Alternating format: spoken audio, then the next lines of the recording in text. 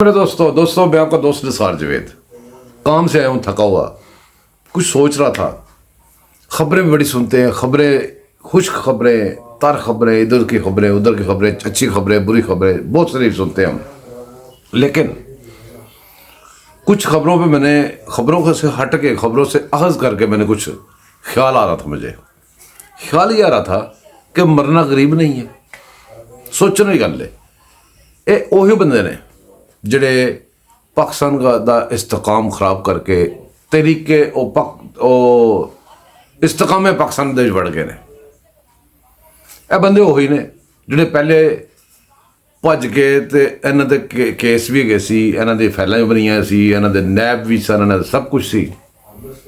ਉੱਥੋਂ ਭੱਜ ਕੇ ਤੇ ਪੀਟੀਆਈ ਵੜਦੇ ਸੀ। ਤੇ ਪੀਟੀਆਈ ਉਸ ਜ਼ਮਾਨੇ ਯਾਦ ਕਰੋ, ਇਹੋ ਜਿਹਾ ਇੱਕ ਡਰਾਈ ਕਲੀਨ ਬਣੀ ਸੀ ਕਿ ਜਿਹੜਾ ਵੜ ਗਿਆ ਉਹਨੇ ਜਨਾਬ ਜੀ ਉਹ ਪਾਸ ਹੋ ਗਿਆ, ਸਾਫ਼ ਹੋ ਗਿਆ, ਸਾਰੀ ਚੀਜ਼ਾਂ ਦਾ ਪਾਕ ਹੋ ਗਿਆ। ਅਸੀਂ ਇਹੀ ਪਿੱਟ ਰਹੇ ਸੀ ਨਾ। ਕੰਮ ਚੱਲਦੇ ਚੱਲਦੇ ਇਸ ਤੱਕ ਪਹੁੰਚਿਆ ਕਿ ਉਹੀ ਬੰਦਿਆਂ ਨੇ ਆਪਣੇ ਸਾਰੇ, ਤੁਹਾਨੂੰ ਯਾਦ ਹੈ ਨਾ, ਟਿਕਟ ਲੈਣ ਵਾਸਤੇ ਕਹਿੰਦਾ ਸੀ ਟਿਕਟ ਲੈਣੀ ਹੈ ਤੇ ਜਿਹਨੇ ਨੇ ਟਿਕਟ ਲੈਣੀ ਇੰਨੇ ਬੰਦੇ ਲਿਆਓ। ਉਹ ਜਿਹੜੇ ਇੰਨੇ ਬੰਦੇ ਲਿਆਂਦੇ ਸੀ ਉਹਨਾਂ ਕੋਲ ਕੰਮ ਪਵਾਇਆ ਨਾ 9 ਮਈ ਨੂੰ। ਹੋਰ ਕਿੱਥੋਂ ਬੰਦੇ ਆਏ ਸੀ? ਉਹ ਇੰਡੀਆ ਥੋੜ੍ਹੀ ਆਏ ਸੀ। ਉਹ ਬੰਦੇ ਉਹੀ ਸਨ ਜਿਹੜੇ ਕਿ ਲੀਡਰਾਂ ਲੈ ਕੇ ਆਏ ਸਨ, ਜਿਹੜੇ ਟਿਕਟ ਲੈਣ ਵਾਸਤੇ ਆਉਂਦੇ ਸੀ ਤੇ ਖਾਣੇ ਦੀ ਦੇਗਾ ਵੀ ਉਹ ਦਿੰਦੇ ਸੀ, ਤੁਹਾਨੂੰ ਪਤਾ ਹੀ ਹੈ। ਬਾਕੀ ਕਾਦੇ ਆਂਡੂ ਸਿਸਟਮ ਹੈ ਦੁਨੀਆ ਦਾ, ਉਹਦਾ ਚੱਲਦਾ ਪਿਆ, ਤੁਹਾਡਾ ਸਾਹਮਣੇ ਹੀ ਹੈਗਾ ਸਾਰਾ।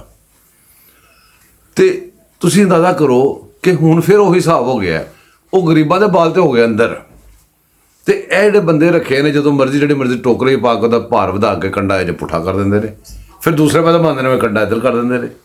ਇਹ ਬੰਦੇ ਉਹੀ ਨੇ ਜਨਾਬ ਜਿਨ੍ਹਾਂ ਨੇ ਹੁਣ ਇਹ ਸਾਰਾ ਕੁਝ ਕਰ ਕਰਾ ਕੇ ਤੇ ਸਿਰਫ ਉਹਦੀ ਕੀਮਤ ਕੀ ਰੱਖੀ ਹੈ? ਇੱਕ ਪ੍ਰੈਸ ਕਾਨਫਰੰਸ ਜੀ। ਪ੍ਰੈਸ ਕਾਨਫਰੰਸ ਕਰੋ, ਕਾਸਕ ਸੋਡਾ ਪਾ ਕੇ ਸਾਫ਼, ਜਿਹੜਾ ਪੀੜੀ ਸ਼ਾਮਲ ਹੋਣ ਵਾਸਤੇ ਹੋ ਕੇ ਸਾਫ਼। ਗੱਲ ਉਹੀ ਹੈ। ਸਾਲ ਕੁਝ ਲੰਘੇ ਨੇ, ਸਰਕਲ ਘੁੰਮ ਰਿਹਾ।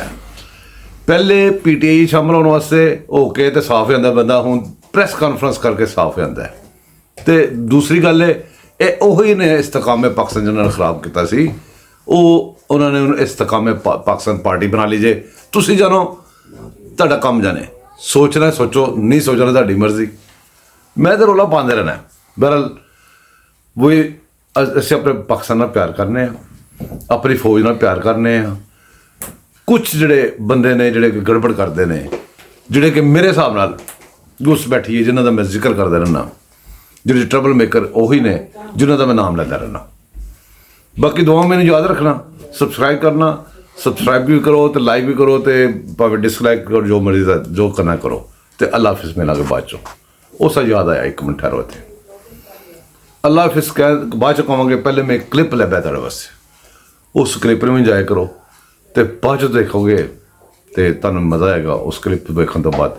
ਤੇ ਹੁਣ ਮੇਰਾ ਨਾਮ ਅੱਲਾ ਹਾਫਿਜ਼। हमारे खान को जल्द से जल्द रिहा किया जाए, वरना हम देंगे। इमरान खान हमारी रेड लाइन है। इमरान खान की गिरफ्तारी के बाद हमें आजम खान न्याजी ने कॉल की कि फटाफट लिबर्टी चौक पे रैली के साथ पहुंचो। इन्होंने हमें उकसाया जमान पार्क में, वहाँ पे हमें ट्रेनिंग मिलती रही कि फौज के खिलाफ चलना है।